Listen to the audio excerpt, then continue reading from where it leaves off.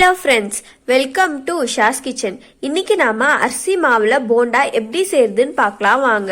அதுக்கு நாம இட்லிக்கு அரைச்சி வச்ச மாவுல 1 கப் அளவு எடுத்துக்கலாம். ஒரு வெங்காயம், 4-5 பச்சை மிளகாய் நறுக்கி எடுத்துக்கலாம்.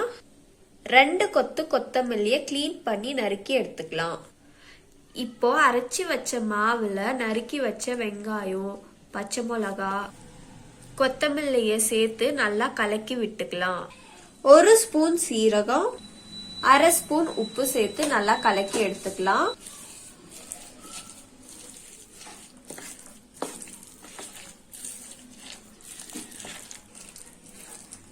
இந்த அளவுக்கு நல்லா கலக்கி எடுத்துக்கணும்.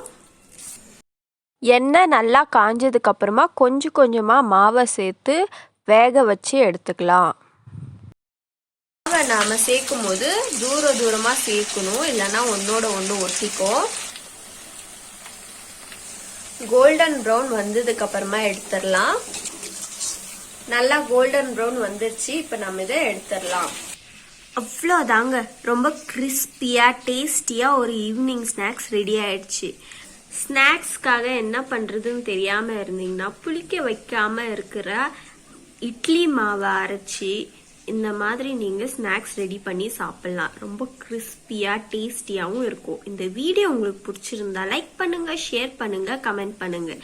இதே மாதிரி நிறையா குக்கிங் ரெசிபீஸ்க்காக மறக்காமல் உஷாஸ் கிச்சன் சேனலை சப்ஸ்கிரைப் பண்ணிக்கோங்க. தேங்க்யூ ஃபார் வாட்சிங்.